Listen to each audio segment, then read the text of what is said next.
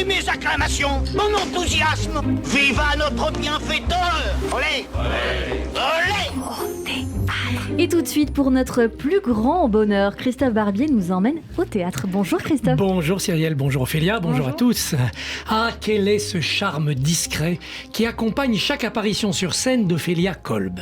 Pourquoi arrive-t-elle à chaque fois à fendiller quelque chose en nous, à nous mettre dans le cœur une esquille de mélancolie, parfois un brin de remords, toujours un éclat de compassion. Alors derrière ce secret, il y a, outre son talent cristallin et délicat, il y a peut-être son éternelle jeunesse, cette incarnation de l'enfance qui se glisse dans tous ses personnages. Nina de la mouette, inadaptée à la vie d'adulte. Laura de la ménagerie de verre, prisonnière de sa collection de petits animaux fragiles comme elle l'est de son handicap. Avec bien sûr, en cette enfance interminable, le poids de la figure maternelle. Ainsi de la jeune psychologue de la médiation, subtile et émouvante pièce sur le divorce signée Chloé Lambert, ainsi bien sûr pour Laura Wingfield, écrasée par sa mère Amanda chez Tennessee Williams. Le face-à-face Ophélia Kolb, Christiana Reali, superbement orchestré par Charlotte Rondelet, permis au théâtre de poche Montparnasse de vivre des heures glorieuses et bouleversantes en 2019, et un Molière vint justement vous récompenser, Ophélia. Alors, avec l'inconnu de Zweig, point de mère abusive, point de conflit de génération. L'héroïne est amoureuse depuis l'âge de 13 ans du voisin de palier, à peine croisée, amoureuse. Ah, c'est plus que cela. Elle est profondément idolâtre. Elle est une vestale de cet homme qu'elle entend rentrer à l'aube avec une autre femme, ou bien dont elle entreaperçoit l'appartement, comme un temple sacré effleuré du regard. Elle le séduira, il l'oubliera, elle reviendra, elle disparaîtra. Destin de sacrifice, destin tragique, mais en lui volant sa vie, cet homme cynique a aussi rempli l'existence de cette femme. N'est-elle pas victime au fond d'elle-même, engloutie dans cette servitude volontaire qui donne un sens à sa vie et en même temps l'amène à la mort?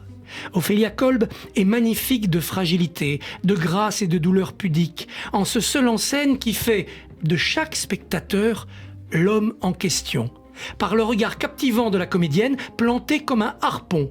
C'est un travail de soie et de dentelle que réalise Ophélia, une toile d'araignée, comme ce déshabillé qu'elle porte, tandis qu'elle met sa vie à nu devant nous. C'est d'autant plus courageux et réussi que la sentimentalité d'aujourd'hui condamne de telles passions sacrificielles. On se révolte face à cette soumission, mais l'on ne peut s'empêcher de l'admirer.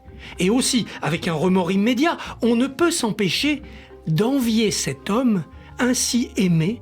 On s'enivre à l'idée qu'on ait pu inspirer, qu'on puisse un jour inspirer un tel sentiment à une telle femme. Magnifique Christophe Barbier, je n'ai rien à rajouter, c'était exceptionnellement raconté, merci beaucoup. Merci, et puis la transition est là puisque c'est l'occasion de vous poser cette question. Ophélia Kolb, qu'est-ce qui vous a touché dans ce rôle et qu'est-ce qui vous touche tous les soirs encore, où vous vous donnez énormément sur scène? Et j'ai lu ce texte quand j'avais une quinzaine d'années et il m'avait déjà beaucoup troublée. Et là, le metteur en scène m'a renvoyé l'adaptation pour me proposer de le jouer et j'ai de nouveau été bouleversée. Et je crois que je me suis beaucoup reconnue dans ce texte parce que j'ai été moi-même très, très amoureuse d'un jeune garçon quand j'avais une quinzaine d'années. Et j'ai fait à peu près la même chose qu'elle. Bon, j'ai pas eu d'enfant avec lui, etc. Mais je me suis cachée pour l'espionner et tout. J'ai fait ce genre de choses et j'ai fait des sacrifices dingues pour lui pendant quelques temps. Et donc, je me suis beaucoup reconnue. Et vous avez donc eu cette histoire avec lui dans plusieurs périodes ou non, une période uniquement? C'était une petite période et ça a beaucoup marqué tout le reste de ma vie amoureuse après. Vous le vivez dans vos entrailles, ce rôle, ça sent le vécu, c'est ce que vous venez de nous dire. Vous avez aimé de cette manière. Est-ce que c'est un rôle rêvé, Ophélia Kolb?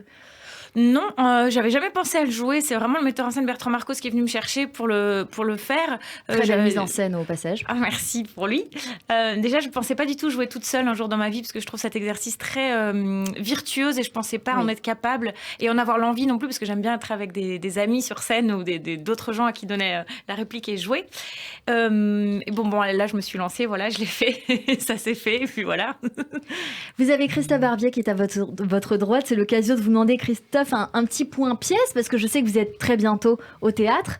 Oui, ce sera au Théâtre de Passy. Alors, avec un personnage qui est à l'opposé de cet inconnu, puisqu'il s'agit de Gabrielle Chanel, à la fois croqueuse d'hommes, femme d'affaires, impitoyable et tellement fragile, qui rencontre en 1946 Paul Morand en Suisse.